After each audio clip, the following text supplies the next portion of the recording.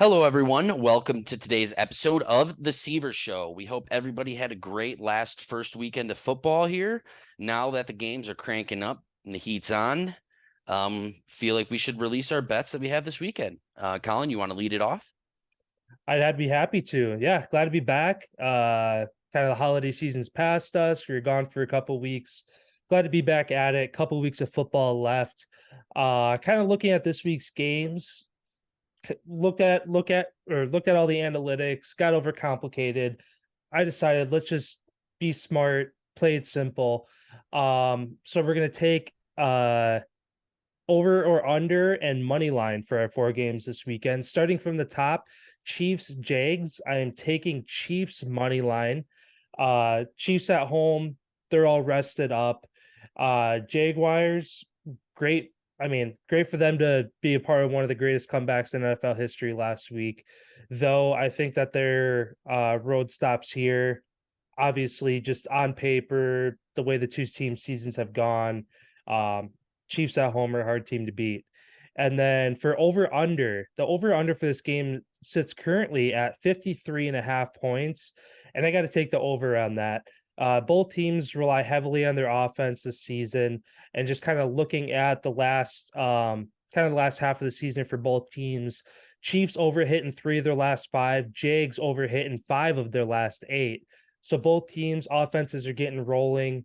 I I could see maybe a drive or two of the Chiefs kind of starting out slow after not playing for the last couple weeks, or they come out firing on all cylinders. And this game I could see being a higher scoring game. Don't know how close it's going to be. That's kind of why I stayed away from the spread on this one. So Chiefs money line at home over 53 and a half points. The second Saturday game, Giants Eagles. Again, both teams or both of these games didn't feature a team from last week. Chiefs and Eagles, both coming off, both could be a little rusty. Regardless, I'm taking the Eagles at home, money line on this one. Giants look good on the road last weekend against Minnesota, though. I mean, all the memes, all the talk about the Vikings being arguably one of the worst 13 and 4 teams ever, kind of how their season went. We're on the wrong side of some blowouts. And in that game as well, their offense just couldn't seem to get going. But nonetheless, Giants got the win, but I don't see them going into Philadelphia, where I believe I saw that they have not won since 2013. The Giants have not won in Philadelphia since 2013. Fly Eagles fly, they get the job done. However, on the over under in this game, sitting at 48 and a half, I'm going to take the under on this. Uh, I could see the Philadelphia Eagles defense coming out. They're rested up. They're at home. They're going to be riding that energy. Giants offense could struggle. And I could also see this Eagles offense struggling. They're getting a lot of guys back that were hurt. Jalen Hurts is looking like he's close to fully healthy. They're getting some other guys back. Even though that's obviously a huge plus, I think that they are a little rusty to come out, and either it takes them a quarter and a half to kind of get going. So between their defense holding the Giants, keeping them off the field, and themselves getting a slow start to the game, I'm taking the under. And kind of looking at some of the analytics, like for the first game, Eagles under is hit in three of their last four games, and the Giants under hit in 11 of their 17 games this season. So just over the whole year, and just kind of at the end here, both teams offenses are struggling a little bit, defenses are balling out. This is a lower scoring game. Looking at both of the Sunday games, first one, Bengals Bills. Awesome, we get to see this matchup after the Monday night what happened a couple weeks ago. I keep looking at it to see if Damar Hamlin is going to be playing in this game, as much as I see like the NFL script writers bringing him back for this game, all this and that. Have you seen anything on that at all, or is he still I've ways I've back? heard that he's supposed to be leading the team out of the tunnel on like an ATV or something. I know he's supposed to be Okay, involved with them coming out of the tunnel. He is not eligible to play. He hasn't been cleared at all to play. I don't okay. think he will be for the rest of the season. I would imagine so. I mean, coming back from that, no matter how great of an athlete you are, it's going to take your body I mean, when you have to get resuscitated twice, like it's going to take a little bit for your body to get back up to the right physical shape, I would imagine. With that being said, in this game, Bengals look great. Bengals have looked great lately. They're arguably one of the hottest teams in football. But again, talking about that NFL script, kind of the way that season's going, not that that could have anything to do with this. But regardless, I'm taking Bills money line at home here. I could see this being the best game of the weekend between the four.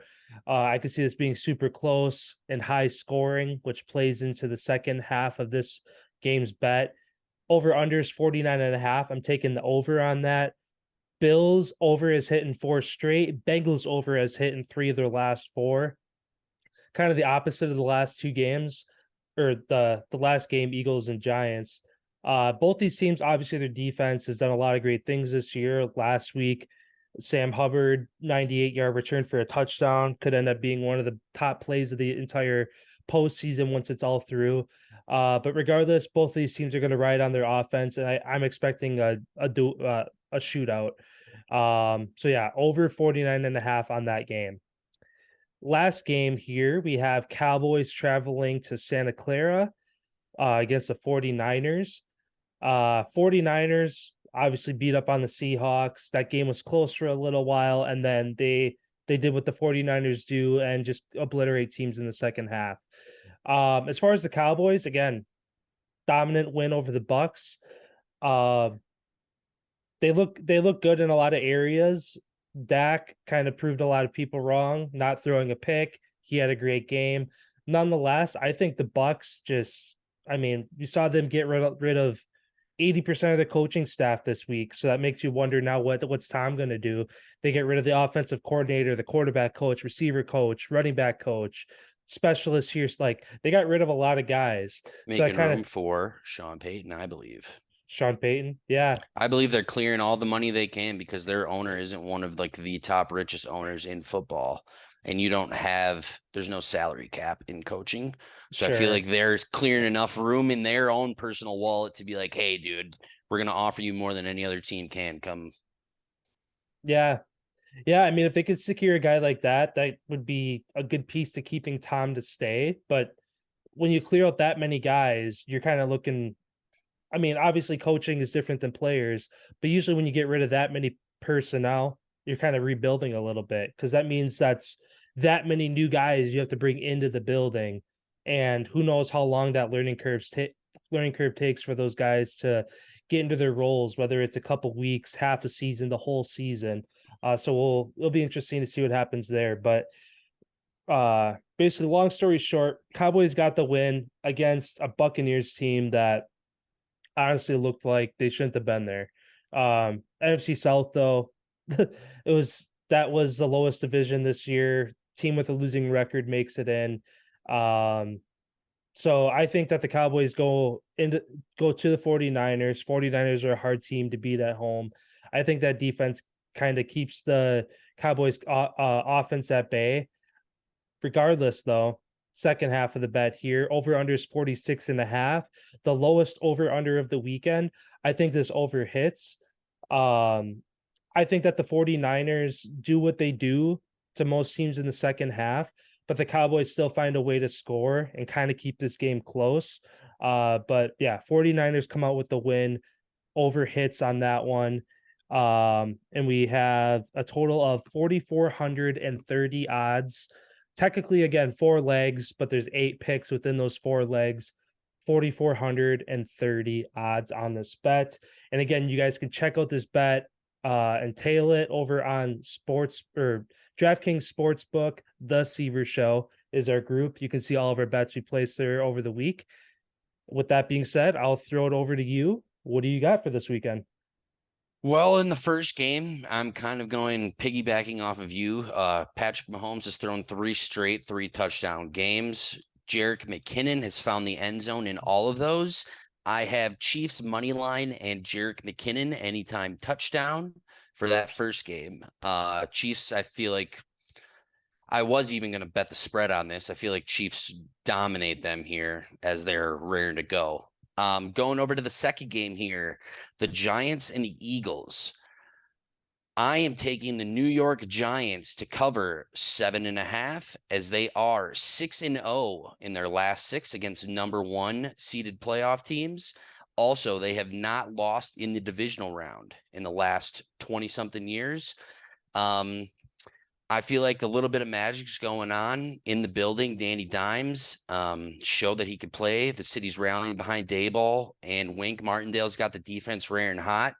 I have the Giants to cover 7.5 and Saquon Barkley to find the end zone yet again here in the playoffs to show that he is on a revenge tour this season. Basically, at the beginning of the year, telling everybody he's going to prove everybody what he is capable of. So I have the Giants +7 and a Saquon Tud. And Moving before over. Oh, before yep. you move, the speaking of Saquon there, obviously the as far as the end of season awards, those are a couple weeks away here. Comeback player of the year, a lot of people are leaning towards Christian McCaffrey, Geno Smith are kind of the two favorites. Looking at Saquon, not really coming off an injury per se going into this season, but nonetheless has been fighting injury. And when he is healthy, hasn't been putting up the numbers he wants to. He's having an incredible postseason so far. Obviously, only one game to show for it, but like when the lights are bright, it seems like down the stretch here, Saquon has showed up. Um, I guess just do you think he should be a part of that conversation for comeback player of the year? And I guess what do you kind of see out of him this postseason and kind of what he's done? I wish the playoffs were included in all of these awards because it is ramped up to a different level. The pressure is on. So if somebody's able to have a crazy game in the playoffs, like that's even like double time, like what a regular season game would be. If you could include the postseason, I think you would definitely have to put him on that list. I know the awards list is already like finalized and whatnot for who's able to be what, and I didn't see his name on there, but I personally believe that he should be. And it's kind of sucks that they do like awards every single year. Like I wish they did like multiple because he clearly is. Him and McCaffrey have had careers that have been nagged with injury, but every time they've been on the field, they've been unbelievable to watch. So it's just like, yeah, I don't know. It's kind of hard. I wish he would get it, but I personally think that I don't know. I think McCaffrey should get it because I feel like if he even played two more games, he'd be MVP as well. Like he's had such a crazy season, but yeah, it's the way she goes. Sounds good. Then moving on to Sunday's first game, the Bills and the Bengals. Josh Allen, as of late, has thrown multiple interceptions. Just looking, he always has one moment a game where he makes a bonehead decision because I feel like he tries to play Patrick Mahomes football, and he's not Mahomes. I am banking on that one turnover. I'm taking Bengals to cover 5.5. Like you said, I could see this coming down to a shootout, being a one-score game right at the end. I am also taking Dawson Knox anytime touchdown as he's found the end zone each one of these last four games, and Jamar Chase to find the end zone as Joey Cool is going to look for his top target against the Bills defense. And then going to the last game, Niners and Cowboys. America's team, sorry to say it, but you're going home.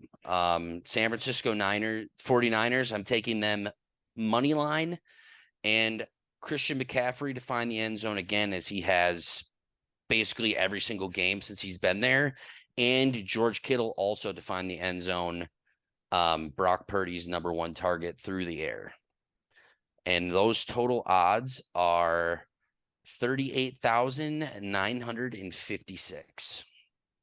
And like Collin stated before, you can go see this bet posted on DraftKings, the Seavers Show, in our betting groups to follow all of our bets and see all of them. But yeah, this is gonna be a crazy weekend. Yeah, I mean, I like all these matchups. There's the only one that's like, okay, this could get ugly early is Chiefs Jags, but I feel like I don't know. If the NFL does this on purpose or not, they put that game first to get it out of the way to have the three games that could be closer back to back to back. I don't know if that's like obviously they want to put the best games on TV, so you put the best game each day in the later slot. So Giants Eagles should be the better game of the day. Niners Cowboys should be the better game of the day. Maybe Bengals Bills could also be a really good game too, especially because they only made it 5 minutes into their last matchup. So they're obviously both of those teams want to prove, hey, if we were able to play out that Monday night game, this is what we would have did to you. Both teams are going to go into that game thinking with that mentality. So, And I guess Bengals were up 7-0 with the ball. this is true. Yeah. So, yeah, like you said, it's gonna be a great weekend of football. Looking forward to it. As always, feel free to check us out on all of our socials. You guys can see all of our bets, all of our memes, clips from our episodes, over on all the socials, Instagram, YouTube, TikTok, all that good stuff. And again, DraftKings Sportsbook, The Seaver Show is a group where you can find all of our bets. We appreciate you guys, and we'll see you next time.